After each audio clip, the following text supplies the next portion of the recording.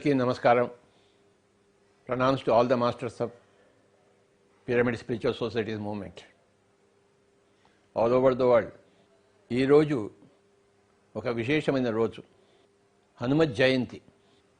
ఆ మహావీరుడు, మహాశూరుడు, మహాభక్తుడు, మహాయోగేశ్వరుడు, మహాజ్ఞాని, మహాపండితుడు ఆ హనుమంతుడు పుట్టినరోజు. తాను పుట్టి ప్రపంచాన్ని మార్చేసిన రోజు, మొత్తం ప్రపంచానికే ఆదర్శ పురుషుడైన రోజు. హనుమంతుడి దగ్గర నుంచి మనం ఏం నేర్చుకున్నాం? ఆయన దగ్గర నుంచి మనం ఏం నేర్చుకున్నాం? ఆయన ద్వారా 2 చక్కటి పుస్తకాలు వచ్చాయి, ఇమ్మార్టల్ టాక్స్ అని చెప్పేసి. అద్భుతంగా ఆయన సందేశాలన్నీ ఇచ్చారు. ప్యారలల్ వరల్డ్స్, ప్యారలల్ యూనివర్సెస్, సంభావ్యతలు. ఎన్నో చోట్ల మనమే ఉన్నాం. పెద్ద కథ అది.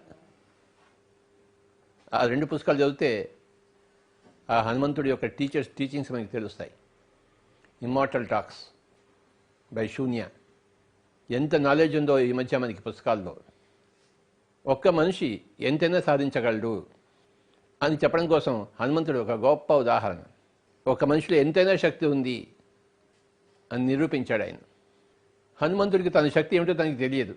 ఎవరో ఒక చెప్తే కానీ ఆయన శక్తి ఆయనకి తెలియదు. అలాగే మన శక్తి కూడా మనకి తెలియదు.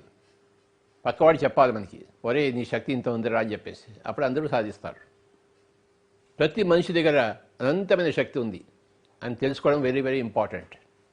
ఆ శక్తితో ఏమైనా పనులు చేయవచ్చు. మంచి పనులు చేయవచ్చు, చెడ్డ పనులు చేయవచ్చు. ఒకరికి మంచి చేయవచ్చు, ఒకరికి చెడు చేయవచ్చు, కీడు చేయవచ్చు. మంచి చేయడానికైనా ఎంతైనా శక్తి ఉంది ప్రతి మనిషి దగ్గర. కీడు చేయడానికి కూడా ఎంత శక్తి అయినా ఉంది మనిషి దగ్గర. అయితే మంచి చేస్తే దాని పరిణామాలను అనుభవిస్తాడు, కీడు చేస్తే దాని పరిణామాన్ని కూడా అనుభవిస్తాడు మనిషి. నువ్వు ఏ పని చేసినా దాని పరిణామాన్ని అనుభవించవలసిందే, ఎదుర్కోవాల్సిందే. హనుమంతుడు మంచి చేశాడు ప్రపంచానికి. ఈరోజు ప్రపంచం చేత పూజింపబడుతున్నాడు. రావణాసురుడు మంచి చేయలేదు, ప్రపంచాన్ని నాశనానికి కారణభూతమయ్యాడు, కనుక పూజింపబడలేదు. రావణాసుడికి శక్తి ఎక్కడి నుంచి వచ్చింది? ధ్యానంలోంచి వచ్చింది. హనుమంతుడికి శక్తి ఎక్కడి నుంచి వచ్చింది? ధ్యానంలోంచి వచ్చింది. సీతకు శక్తి ఎక్కడి నుంచి వచ్చింది? ధ్యానంలోంచి వచ్చింది. ప్రతి మనిషికి శక్తి వస్తుంది ధ్యానంలోంచే. ధ్యానం నుంచి వచ్చిన శక్తిని ఎలా అయినా ఉపయోగించుకోవచ్చు. కొంతమంది మంచిగా ఉపయోగించుకున్నారు, కొంతమంది చెడుకు ఉపయోగించుకున్నారు. మనమంతా హనుమంతుడి గారి దగ్గర నేర్చుకుందాం అన్ని విషయాలు. ఆయన మనకి గొప్ప ఉదాహరణ. ఒక్క మనిషి ఎంతైనా చేయగలడు. ఎక్కడున్న లంకకి లంఘించగలడు, సీతను కనుక్కోగలడు, లంక దహనం చేయగలడు ఒకడు.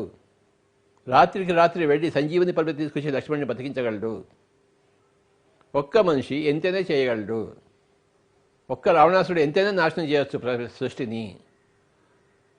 ఒక్క హనుమంతుడు ఎంతమందికైనా దారి చూపించగలడు, మంచి దారి.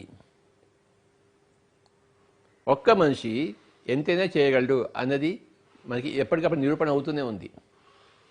ఈ హనుమత్ జయంతి సందర్భంగా హనుమంతుడిలాగా తయారయ్యారు మన పిరమిడ్ మాస్టర్స్ అందరూ అని చెప్పడం కోసమే ఈరోజు కేటాయించుకున్నాను. లక్షల మంది పిరమిడ్ మాస్టర్స్ ఉన్నారు. వీళ్ళందరి సమష్టి కృషి ప్రపంచాన్ని మార్చదా? 10 సంవత్సరాల్లో మార్చేస్తుంది. ఇంకొక 10 సంవత్సరాల్లో ఎక్కడ మాంసం ఉండదు, అన్ని చోట్ల ధ్యానం ఉంటుంది, అన్ని చోట్ల పిరమిడ్లు ఉంటాయి. పిరమిడ్ మాస్టర్స్ అందరూ ప్రపంచాన్ని మార్చేస్తున్నారు. మార్చేయడం కోసమే పుట్టారు. ఏ కారణం కోసం మనం పుట్టామో ఆ కారణం మనం చేస్తున్నాం కదా. ప్రపంచం అంతా పిరమిడ్మయం అయిపోతుంది, ధ్యానమయం అయిపోతుంది, అహింసామయం అయిపోతుంది, శాకాహారమయం అయిపోతుంది, ఆత్మ విజ్ఞానమయం అయిపోతుంది, కరుణామయం అయిపోతుంది. పరమశివుడే హనుమంతుడిగా అవతారం తీసుకుని వచ్చాడు మన అందరికీ ఆదర్శంగా ఉండడం కోసం. హనుమంతుడు అంటే ధ్యానమే, పరమశివుడు అంటే ధ్యానమే, రాముడు అంటే సరియైన మార్గమే, సీత అంటే ధ్యానమే. ఈ విషయాలను ఎంత బాగా మనం ఆకలింపు చేసుకుంటే అంత బాగా మన జీవితం నడుస్తుంది మన ద్వారా.